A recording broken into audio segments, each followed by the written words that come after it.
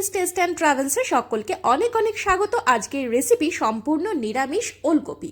ওলকপি অনেকেই হয়তো খেতে চান না, সামান্য একটু গন্ধ থাকে, কিন্তু এই গন্ধটা তাড়িয়ে কিভাবে খুব সহজ পদ্ধতিতে অল্প তেল দিয়ে স্পেশাল মশলা ব্যবহার করা যায়, এই রেসিপিটা করা যায়, সেটাই কিন্তু আজকের ভিডিওতে আমি আপনাদের সামনে তুলে ধরেছি। তো প্রথমে ওলকপি, আলু, কড়াইশুঁটি আর ছোলা, যেটা ব্রাউন ছোলা হয়, সেটাকে 2-3টে সিটি দিয়ে রাখতে হবে। এর পরের কাজটা হচ্ছে একটা গুঁড়ো মশলা করে নেবো আমরা, জিরে, ধনে আর শুকনো লঙ্কা শুকনো কড়াইতে নেড়ে তারপরে মিক্সিতে সেটাকে একেবারে পাউডার করে নেব। এরপর কড়াইতে সামান্য তেল নেব।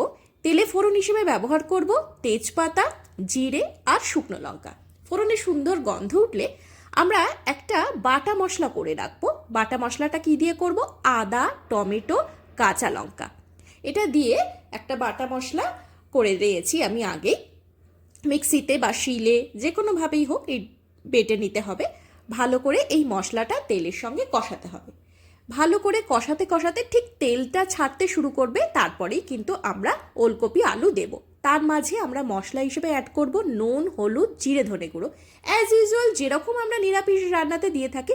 হ্যাঁ, স্পেশাল মশলাটা আলাদা করে আমরা করে রেখেছি, আর বাটা মশলা হিসেবে আদা, কাঁচা লঙ্কা আর টমেটো। এরপর সামান্য একটু জল নিয়ে নেবো, কারণ মশলাটা খুব শুকনো হয়ে যাবে। মশলা থেকে একটু তেল ছাড়তে শুরু করবে বা মশলাটার কালার চেঞ্জ হয়ে যাবে, দেখতেই পাবেন।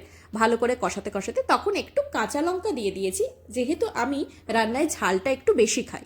আপনারা চাইলে কাঁচা লঙ্কাটা স্কিপও করতে পারেন। এরপরে সেদ্ধ করে রাখা, আগেই বলেছিলাম, ওলকপি, আলু, কড়াইশুঁটি আর ছোলা এর মধ্যে দিয়ে ভালো করে কষাতে থাকবো।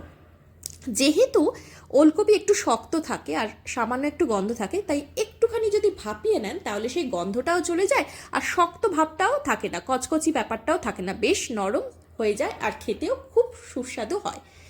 আর এটাকে খুব একটা বেশি ফোটাতে হবে না, অল্প জল দিয়ে মশলাটা যাতে মাখো মাখো হয়, মশলাটা ওলকপি আর আলুর মধ্যে ঢুকে যায়, সেই জন্য সামান্য জল দিতে হবে। কারণ আপনারা জানেনই, 2-3টে প্রেসারের সিটি দিয়ে অলরেডি ওলকপি, আলু, কড়াইশুঁটি আর ছোলা আমরা সেদ্ধ করেই রেখেছি, তাই কড়াইতে জল দিয়ে সেদ্ধ করার কোনো প্রয়োজন নেই। সামান্য একটু জল দিয়ে বেশ মাখো মাখো হবে, তারপরেই কিন্তু আমরা অ্যাড করে দেবো সামান্য একটু গরম মশলা আর যে গুঁড়ো মশলাটা আমরা অলরেডি করে রেখেছিলাম, আর একটুখানি বাটার। হ্যাঁ, এই 3টে উপাদানই রান্নার মাত্রাকে দ্বিগুণ করে দেবে। তবে আপনারা যদি মনে করেন গরম মশলা না দেবেন, তো সেটাকে স্কিপও করতে পারেন। তাহলে বন্ধুরা, পুরো ভিডিওটা কেমন লাগলো আমাকে অবশ্যই জানাবেন। ভিডিওটা ভালো লেগে থাকলে like, share, subscribe my channel Rumi's taste and travels. আর যারা ফেসবুক থেকে দেখছেন তারা রুমিস টেস্ট অ্যান্ড ট্রাভেলসকে অবশ্যই ফলো করে রাখুন, এরকম নিত্য নতুন অসাধারণ সমস্ত রেসিপির জন্য। পুরনো বন্ধুদের অনেক অনেক ভালোবাসা, নতুন বন্ধুদের স্বাগত। আর সকলে ভালো থাকুন, সুস্থ থাকুন, ভুরি ভোজ জারি রাখুন। আগামী দিনে নতুন কোনো ভিডিও নিয়ে আমি আবারও চলে আসবো। ততক্ষণের জন্য bye bye and take care.